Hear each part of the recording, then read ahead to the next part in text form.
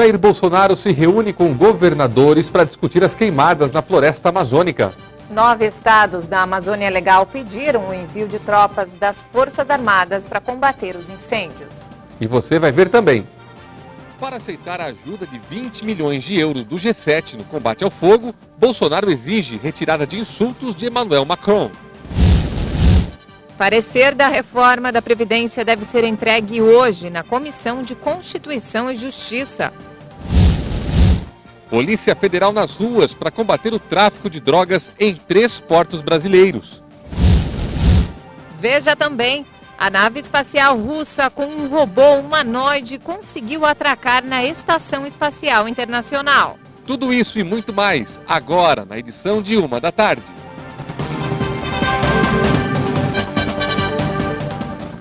Olá, boa tarde. Estamos chegando com as principais notícias do Brasil e do mundo. Boa tarde para você nesta terça-feira, dia 27 de agosto de 2019. E vamos saber quais são as notícias mais lidas nos portais da internet. Começamos com notícia direto do portal UOL. Leonardo DiCaprio promete 5 milhões de dólares para combater queimadas na Amazônia. O ator prometeu essa grande doação em valor equivalente a 20 milhões de reais para a preservação da floresta amazônica depois de uma semana em que as constantes queimadas na região se tornaram manchetes ao redor do mundo. A grana vai servir para preservar recursos críticos e comunidades indígenas, se unindo com parceiros locais para proteger a biodiversidade da nossa floresta. De olho agora no site Só Notícia Boa, All My Garlic. Ou em português, Ó Meu Alho. O creme de alho produzido em Brasília será exportado. Será que é bom? Enfim, já tem gente degustando lá na terra do tio Sam, nos Estados Unidos, e aprovando. Na verdade, o creme de alho já existe por aí, vem de séculos atrás, direto da cozinha libanesa. E tem quem adore. Aqui no Brasil, os criadores são donos de um restaurante árabe, justo, né? E que agora querem exportar essa delícia comercialmente brasileira. Vem cá, você compraria? Já encomendei o meu. Para fechar, no Terra, a notícia é triste, hein? Sônia Abreu, a primeira DJ mulher do Brasil, morreu aos 68 anos. Essa era uma fera nas picapes, hein? Também produtora musical, a DJ Sônia Abreu começou nessa profissão bem cedo, aos 13 anos, e seguiu toda a vida tocando por aí. Ela morreu por complicações de uma doença degenerativa. O corpo está sendo velado até daqui a pouquinho, às 2 da tarde, na Funeral Home, na Bela Vista, centro expandido de São Paulo.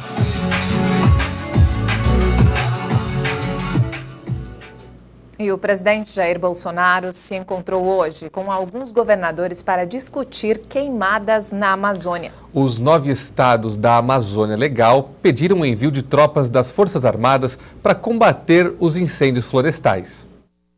Os governadores dos estados do Acre, Amapá, Amazonas, Pará, Rondônia, Roraima, Tocantins, Mato Grosso e Maranhão foram pedir apoio ao governo federal contra as queimadas. Os governadores haviam encaminhado uma carta ao governo pedindo a reunião e também providências imediatas para viabilizar a cooperação das estruturas estaduais e federais no combate aos incêndios. Cada governador pôde expor a situação de seu estado e o presidente Bolsonaro disse que é importante unir forças para acabar com o problema.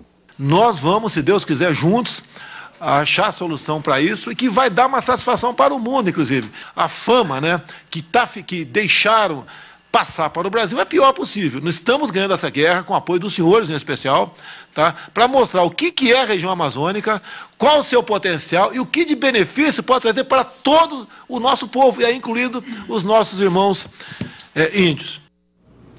E o presidente Jair Bolsonaro disse que pode aceitar o valor oferecido pelo governo francês para combater o fogo na Amazônia. Mas antes disso, Emmanuel Macron vai precisar se retratar.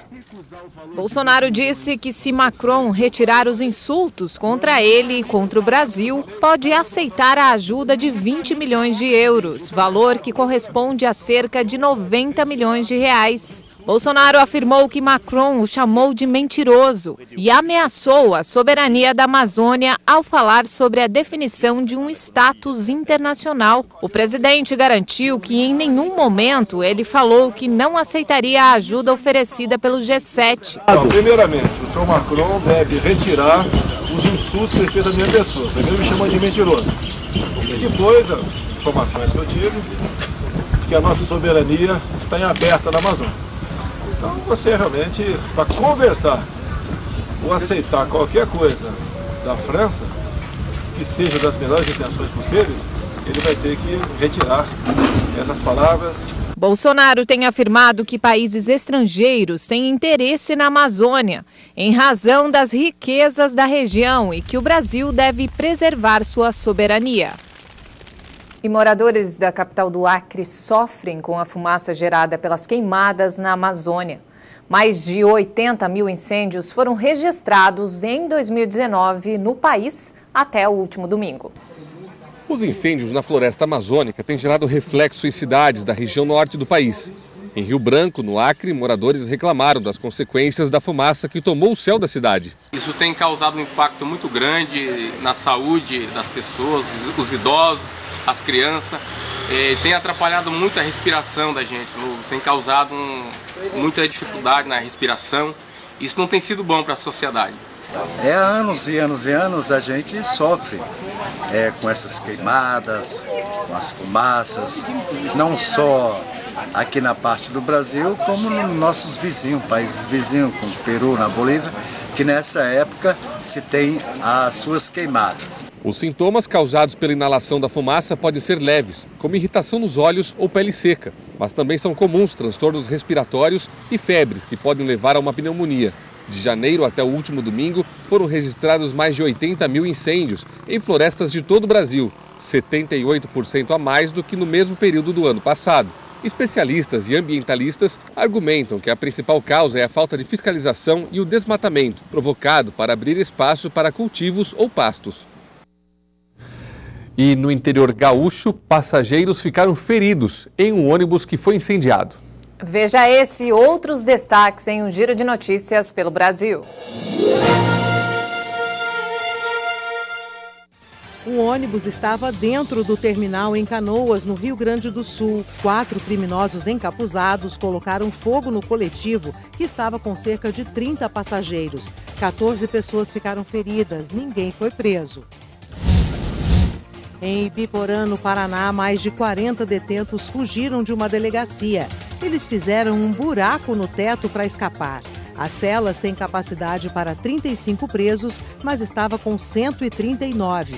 Os policiais só conseguiram recapturar um fugitivo até agora. Teve vazamento de óleo na refinaria do complexo de Suape, no Recife. O óleo escorreu pela parte externa, ao lado da rua onde tem um manguezal. Parte da pista do pedágio sentido Suape foi interditada. A Petrobras ainda não deu detalhes sobre o que provocou o vazamento. Uma linha de metrô no centro do Recife foi interrompida depois que um cabo se rompeu. Ladrões mexeram na fiação para furtar os cabos. Pelo menos 17 estações foram afetadas e foi preciso reforçar as linhas de ônibus para atender a população. Durante a manhã, 12 estações já voltaram a funcionar. E o relatório da proposta de emenda à Constituição, paralela à reforma da Previdência no Senado, deve propor pensão de um salário mínimo a quem tem renda inferior ao piso. O texto do relator também vai prever 2 formas de adesão de estados e municípios à proposta. O parecer deverá ser entregue hoje à Comissão de Constituição e Justiça do Senado.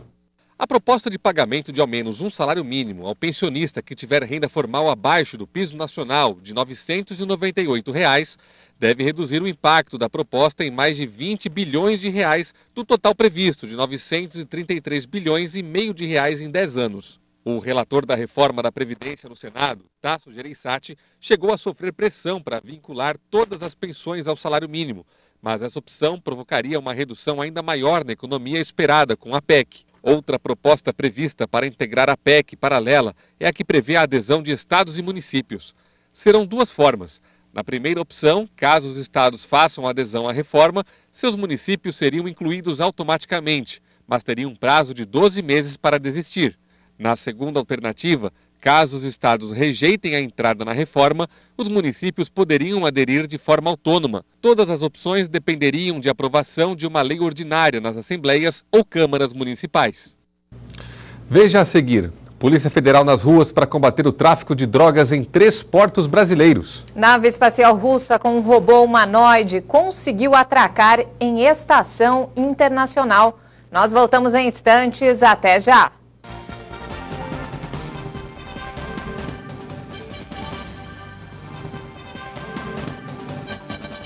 Nós estamos de volta a 1h17.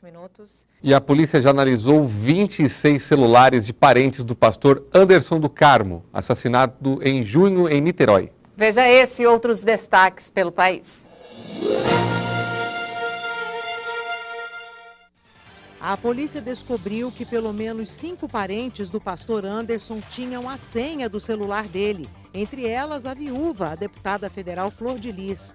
O aparelho, que pode ajudar a desvendar o crime, continua desaparecido, mas há suspeita que as mensagens importantes tenham sido apagadas. O telefone foi visto pela última vez no quarto da deputada poucas horas depois do crime, em 16 de junho.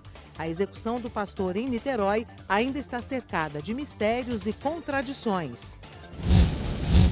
Depois de 8 dias de julgamento virtual, a segunda turma do Supremo Tribunal Federal rejeitou o pedido de liberdade feito pela defesa de João de Deus. Os advogados alegaram que o cliente tem doença grave e não oferece risco ao processo.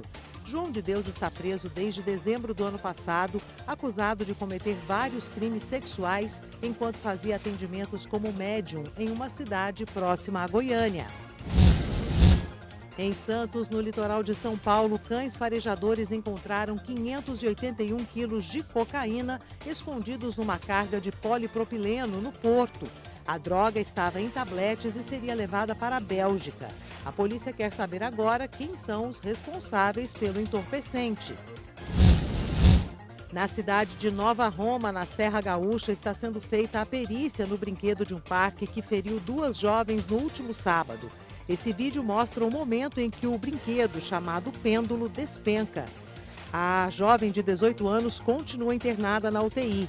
A vítima, de 17 anos, teve uma lesão na coluna, mas já foi liberada. O parque disse que está prestando apoio às vítimas e que colabora com a perícia.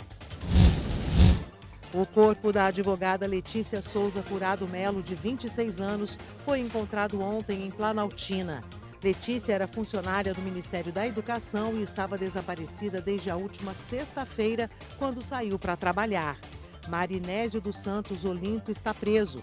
Ele disse à polícia que enforcou a vítima porque ela se recusou a manter relações com ele.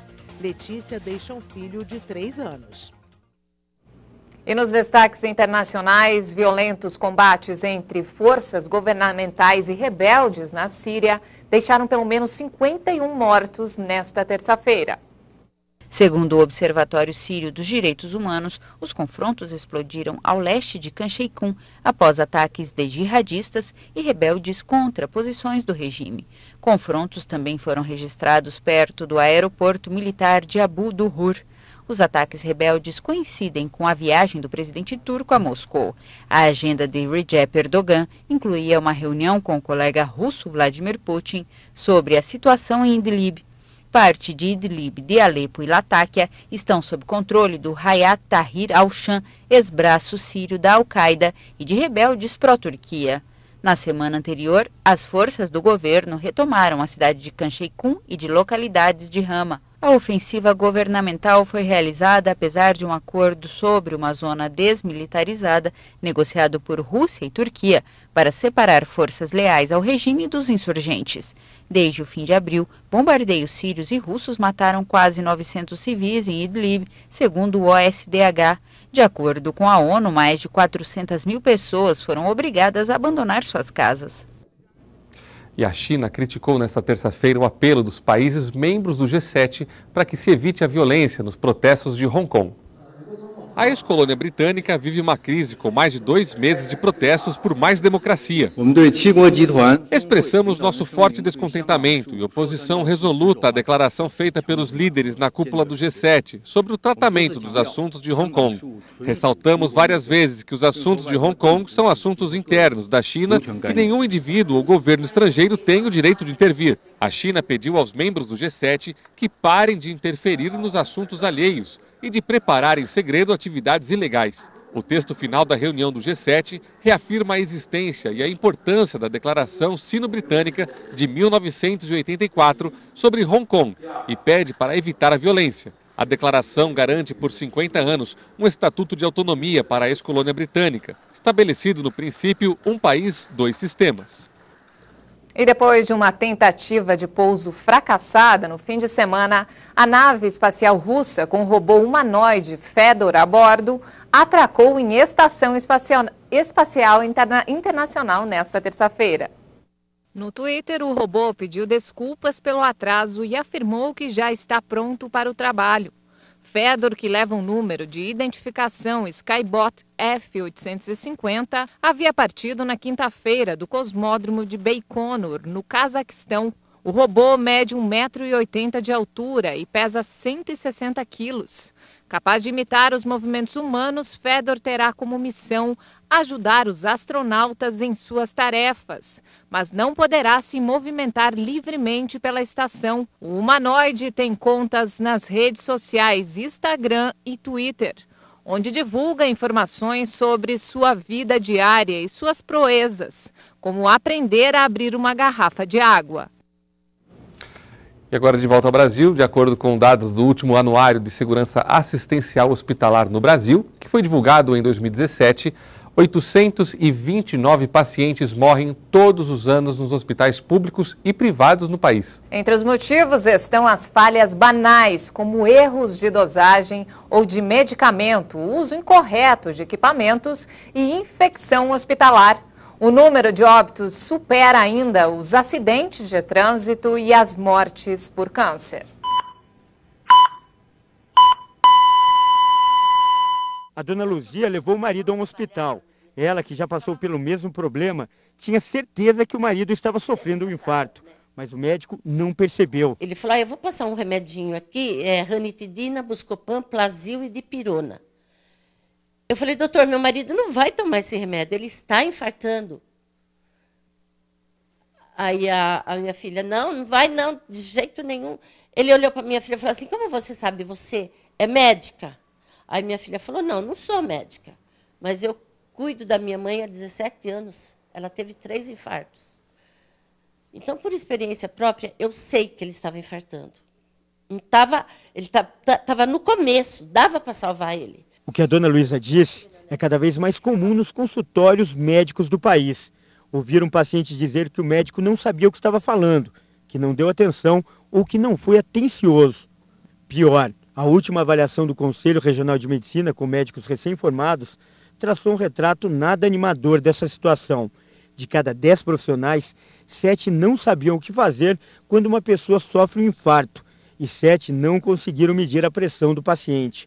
E o único médico que estava de plantão naquele fim de semana de feriado no Hospital de Caieiras, na Grande São Paulo, devia estar exausto, não conseguia dar conta de tanto trabalho. Fez os exames.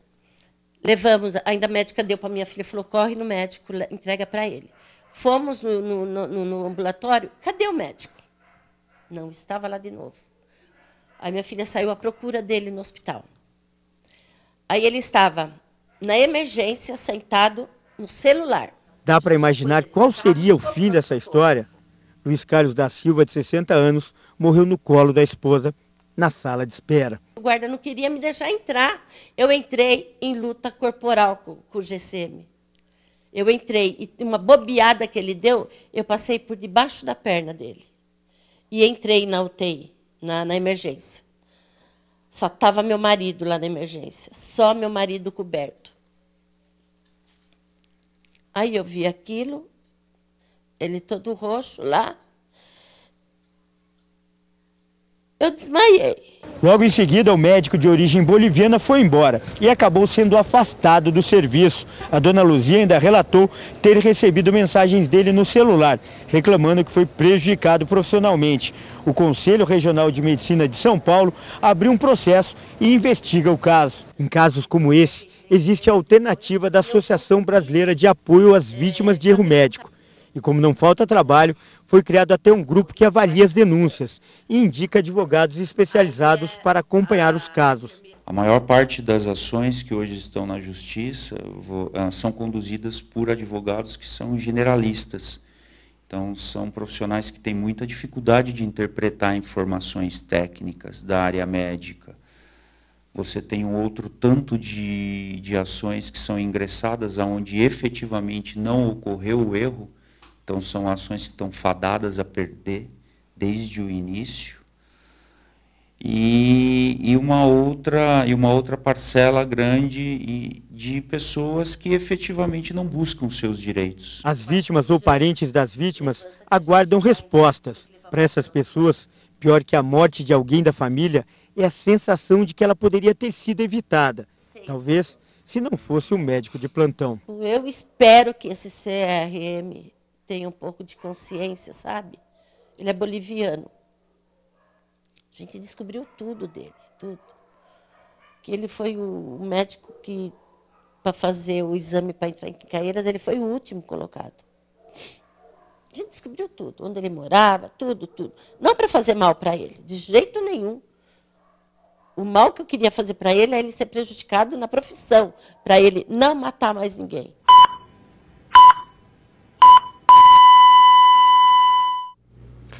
Em nota, a Prefeitura de Caieiras informou que, assim que tomou ciência da situação, abriu uma sindicância com um pedido de afastamento do médico. E ainda, de acordo com a nota, o serviço do pronto-socorro criado na reportagem era terceirizado.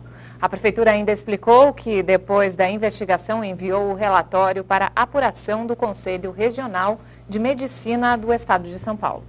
E não temos mais tempo, essa edição fica por aqui. Nós voltamos amanhã a partir das 8h30 da manhã. Até lá!